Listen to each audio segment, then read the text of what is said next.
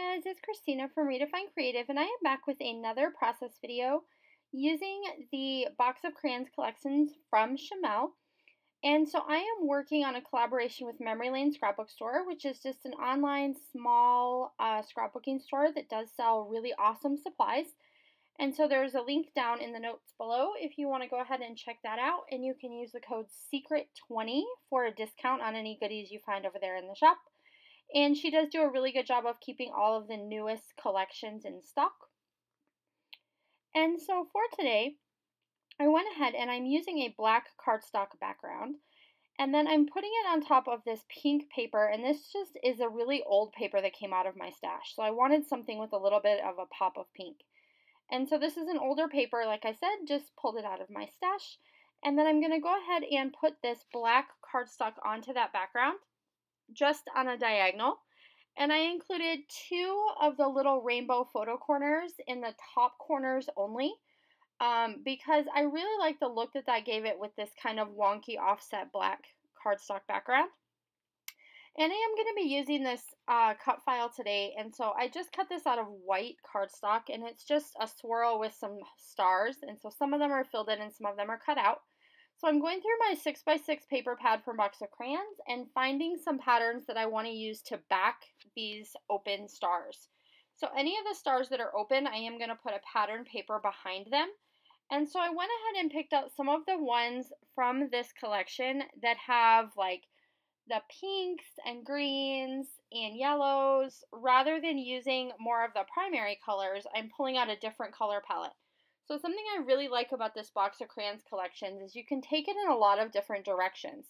So there are certain papers that are very much primary colors and focused in that direction, but you can leave those papers alone and pull out some that are very much pastels and pinks and greens and use just those, and it gives you an entirely different look. So it's a really versatile collection that way.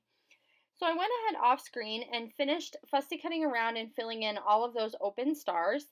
And then I've taken this 3x4 photo of my daughter and backed it with the pink kind of confetti, yeah, it's like a confetti basically, or sprinkles paper. And I've put just a thin border around my photo. And so this is just a fun photo of my daughter. I'm not telling a huge story on this one because the story is actually going to go in her traveler's notebook. But I really like this photo. She has these brand new glitter sunglasses on her head, and she has confetti all in her hair. And this is from Easter when we were doing those like confetti pop eggs. So she's got confetti in her hair. She's got these new confetti sunglasses the Easter bunny put in her Easter basket. And so it's just a really fun look. And so I wanted to create a layout, even though the story was going to be in her personal traveler's notebook insert. So then I went ahead and grabbed a couple of pieces from the ephemera pack, and so I've pulled out the word awesome that has the gold glitter on it, and then also the die cut word that just says hello. So I'm going to use hello awesome to be my title, and then I went ahead and grabbed a floral that I want to put in that bottom corner nestled underneath my photo. So I'm going to go ahead and get a bunch of these things glued down. So I have my cut file basically backed already, but I haven't glued it in place. So I'm going to just add some glue to some of the larger spaces there that I know I can fit some glue in. And then I also put some glue on the back of my photos that I can kind of get things in place where I want them to go. Then I'm going to go ahead and go back and add that title to the top of my photo. And I really like how there are just a few glitter accents in this collection. So you can add just a touch of glitter and metallic, but it doesn't have to be super overwhelming to the entire project. So I really like that particular thing about this collection. So then I'm going to go ahead and look through some of my other embellishments and see what else I want to add.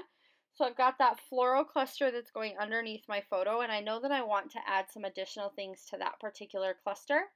So I go ahead and grab some of the florals that came in the sticker packet. So it's not really a sticker booklet because Chamel doesn't do the booklets like with the staples at the top anymore. They come in a folder instead. And so this is just the one that has a bunch of the florals with some more of that gold detailing on them. So I'm going to add a couple of those up underneath my title embellishment cluster, as well as in that embellishment cluster I'm building in the bottom left corner of my photo.